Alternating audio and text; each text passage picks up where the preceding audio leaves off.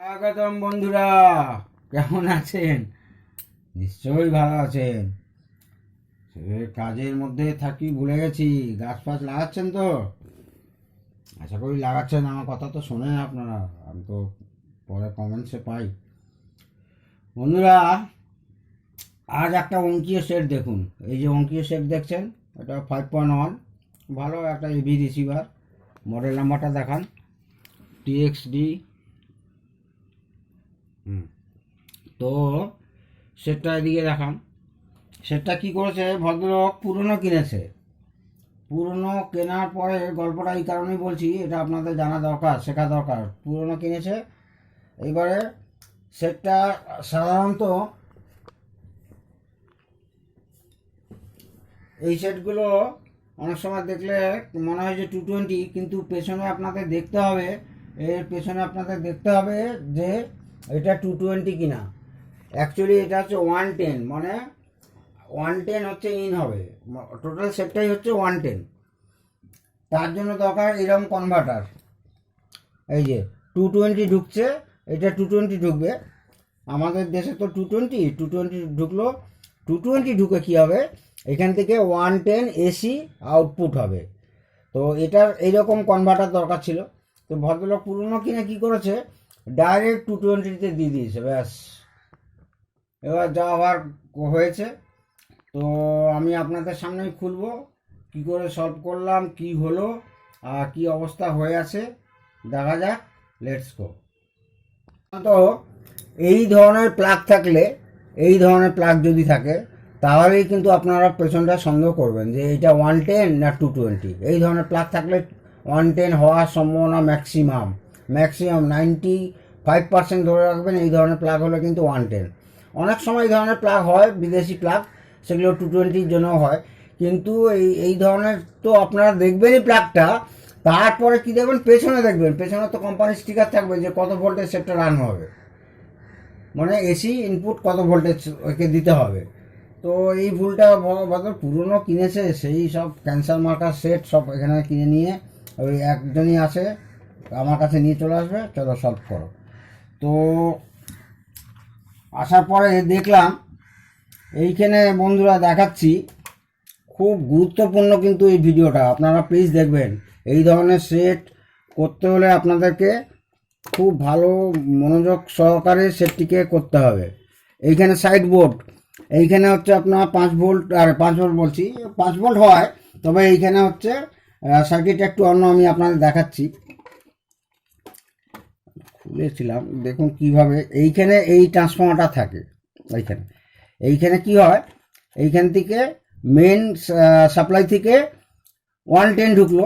110 ঢোকার পরে এইখানে 4টে ডায়োড দিয়ে দেখুন ব্রিজ করেছে, করার পরে এখানে একটা ইলেকট্রোলাইট ক্যাপাসিটর দিয়ে ফিল্টার করা হয়েছে। কিসের জন্য করা হয়েছে না, এই সাপ্লাইটাকে ডেভেলপ করার জন্য।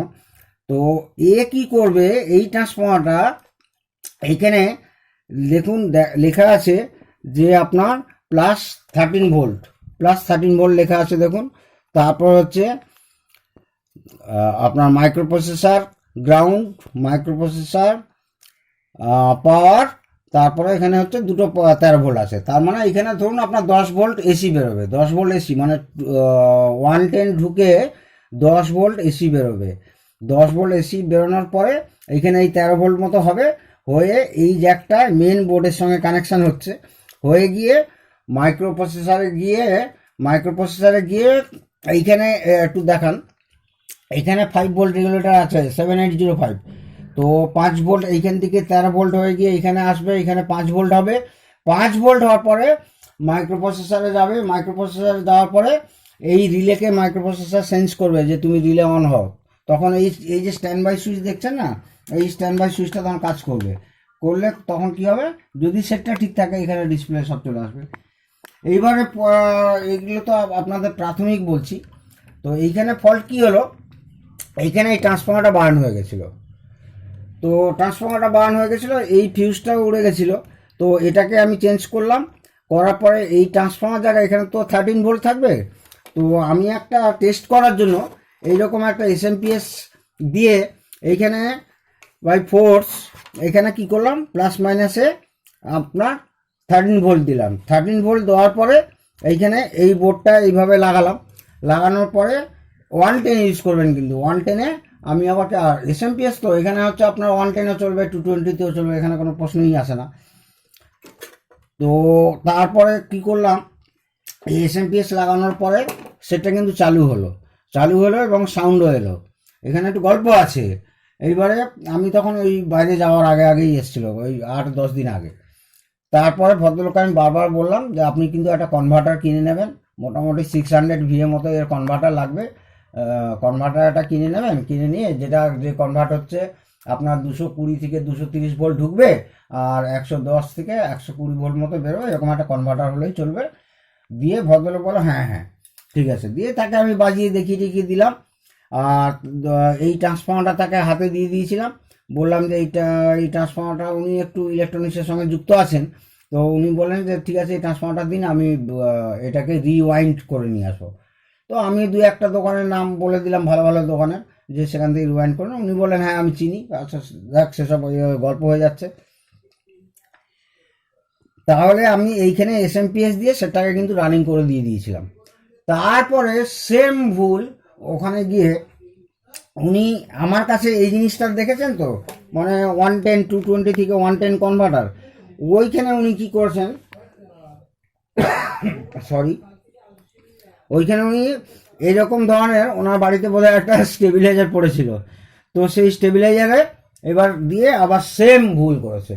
এইরকম ধরনের দেখতে, আমি বারবার বলছি ওই স্টেবিলাইজার আর কনভার্টার কি একই জিনিস হলো, কি বলবো আর। তারপরে সেম আবার বললো যে আমি বাড়িতে এসে লাগিয়েছি, ভেতরে দুম করে একটা আওয়াজ হলো। তারপরে আমি বললাম আচ্ছা ঠিক আছে নিয়ে আসবেন। সেই মানে কান্দমান্দা অবস্থা। এইবারে সেটটা তো মানে আরও খারাপ অবস্থা।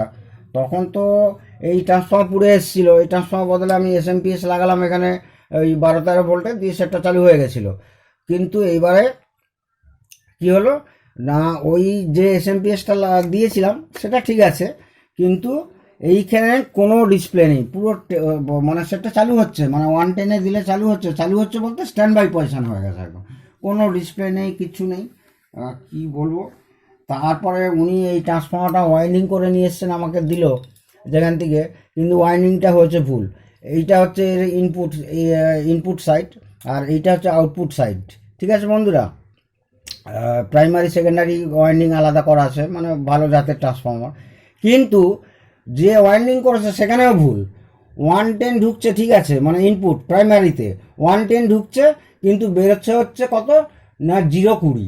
আরে 0.20 ও ফিল্টার হওয়ার পর প্রায় আমার 27-28 হয়ে যাচ্ছে। আমার তো দরকার এখানে 13 ভোল্ট, তার মানে এখানে কত 0.10 এরকম থাকবে, 0.10। এখানেও ভুল। আর কি বলবো। তারপরে আমি আবার কি করলাম, যে এই ট্রান্সফর্মার তো হবে না, তো ওনাকে বললাম, উনি বললেন ঠিক আছে আপনি বানান, বা যাই হোক আপনি বানিয়ে দিন, এবার রেডি করতে হবে। তা আমার মূল উদ্দেশ্য সেটা না, মূল উদ্দেশ্য আপনারা কোনো মানে যাদের এই ধরনের সেট আছে পেছনে ভালো করে দেখে নেবেন যে 110 না 220, এই ভুল করবেন না। তো এইবার কি পজিশন এসছে, এইখানে দেখুন এসএমপিএস আমি লাগিয়েছি, এই যে দেখুন এসএমপিএসটা লাগানো আছে, অর্থাৎ এর সেই যেখানে 12-13 ভোল্ট মতো ঢুকবে, আপনাদেরকে দেখালাম।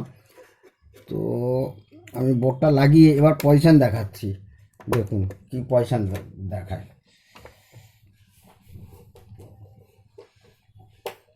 তো বন্ধুরা, আমি আশা করি আমার এই ভিডিও দেখার পরে আপনারা এই ভুলগুলো করবেন না। তারপরে এর মধ্যে অনেকে কমেন্টসে জানাচ্ছেন যে স্যার আপনি কি, যেহেতু আমার ভিডিও মানে তে ম্যাক্সিমাম সোনোডাইন সেট দেখাই, তো বলছে আপনি কি শুধু সোনোডাইন করেন। আমি সোনোডাইন শুধু করি না, পৃথিবীর যে কোনো অ্যাম্প্লিফায়ার করি। সে আমার যদি সব ভিডিও দেখে থাকেন, না হলে দেখে নেবেন কাইন্ডলি সব, ডেনন থেকে আজকে তো এটা কি অঙ্কিও, মারাঞ্জ, ডেনন, টেকনিক্স, হারমান কার্ডন, যে কোনো অ্যাম্প্লিফায়ারই আমি করে থাকি। তো বন্ধুরা, সমস্ত কানেকশান এখন দিয়েছি আপনাদের সামনে, বাকি দেখুন আমি সেটটাকে অন করছি, অন করলাম। ওই এসএমপিএস কিন্তু ওখানে লাগানো আছে মাইক্রো প্রসেসরকে চালু করার জন্য, মানে সিস্টেম কন্ট্রোল আইসি চালু করার জন্য। এইখানে দেখুন পাওয়ার কিন্তু কিছু এলইডি জ্বলছে, দেখুন এই যে এলইডি জ্বলছে। এমনকি আপনাদেরকে এটা দেখানো এখন সম্ভব না। এই যে ভিএফডি থাকে, ভিএফডি তো ফিলামেন্ট থাকে, ফিলামেন্টও কিন্তু জ্বলছে, ফিলামেন্ট সাপ্লাই আছে, কিন্তু ফিলামেন্টের কোনো এইখানে যে আপনার লেখাগুলো আসবে কোনো লেখা কিচ্ছু আসছে না, এবং সেটা এখনও পর্যন্ত স্ট্যান্ড বাই ছাড়ছেও না। এখানে কোথায় কোথায় ভোল্টেজ চেক করবেন দেখুন। এইখানে এইটা প্রথমে ডিসি রেঞ্জে রাখবেন, ডিসি 200-তে রাখলাম। এইটা হচ্ছে গ্রাউন্ড করলাম, গ্রাউন্ড করার পরে এইখানে যে রেগুলেটর আইসিগুলো আছে এইখানে মেন 5 ভোল্ট আছে কিনা দেখুন, 5 ভোল্ট থাকতেই হবে। এইখানে আউটপুট, আচ্ছা দেখছি, এই রেগুলেটর আইসি মাপছি, দেখুন 5 ভোল্ট কিন্তু আছে, তারপরেও কিন্তু স্ট্যান্ড বাই ছাড়ছে না। তাহলে তখন আপনাকে এই মেন ট্রান্সফর্মারতে আসতে হবে, এর এসি ভোল্টেজগুলো চেক করতে হবে। এসি আউটপুট ভোল্টেজ এই এসিতে রাখলাম, আমি এসি 200-তেই রাখছি, কারণ আউটপুট ভোল্টেজ তো 200-র বেশি কখনোই হবে না। এর যে ক্যাথোড ভোল্টেজ হয়তো আসছে না, তার জন্য অন হচ্ছে, মানে ডিসপ্লে দেখতে পাচ্ছি না, বা সেটা অন হচ্ছে না। তো এইখানে দেখাচ্ছি দেখুন, এখানে একটা সাপ্লাই থাকবে, আছে এসি, কিন্তু এখানে আছে, এখানে আছে, এখানে আছে, আচ্ছা এখানটায় নেই, আচ্ছা এটা, আচ্ছা আচ্ছা এটা গ্রাউন্ডে আছে, এখানটায় আছে। এইটা এই যে 46 ভোল্ট যেটা দেখাচ্ছে না, এটা কিন্তু মেইন অ্যাম্প্লিফায়ারে যাবে শিওর 100%। 23 ওইটাই যোগ হচ্ছে, 30 কত দেখালো যেন, হ্যাঁ ওইটাই যোগ হয়ে গিয়ে 23টা যোগ হয়ে গিয়ে আপনার 23 কত হচ্ছে, আপনার ওই 46-এর মতোই হচ্ছে। তো ঠিকই আছে। এইখানে আপনাকে খেয়াল করতে হবে, এইখানে দেখুন এই যে একটা সাপ্লাই, এইখানে দেখুন 24 মতো এসি কিন্তু, হ্যাঁ এইখান থেকে ভালো করে দেখান, এইখান থেকে পেরিয়ে এই যে ফয়েল ট্র্যাক হয়ে যাচ্ছে এই জায়গাটায়, আচ্ছা গেল। আচ্ছা এবারে এর ভেতরে নিচে শিওর কোনো ফিউজেবল রেজিস্ট্যান্স আছে, শিওর। এইটা খুলতে অনেক টাইম লাগবে, অনেক, মানে আমার অভিজ্ঞতা দিয়ে আমি বলছি। এই যে সাপ্লাইটা দেখতে পাচ্ছেন 24 ভোল্ট এসি, তারপর এইখানে আসছে, এইখানে জাম্প হয়ে একটা রেজিস্ট্যান্স থাকবে ফিউজেবল, সেটা কিন্তু নেই।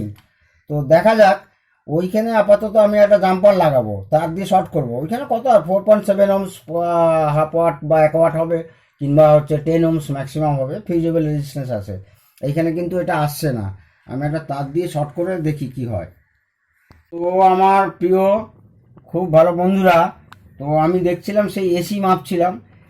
আমি আগে কি বলছিলাম যে এইখানে যে এসি ভোল্টেজটা পাচ্ছি 24 মতো, এইখানে যে রেজিস্ট্যান্স একটা হবে থাকবে নিচে শিওর আছে, এইখানে আমি সেটা তার দিয়ে কি করলাম, শর্ট করলাম, মানে একটা জাম্পার হিসাবে লাগালাম আর কি।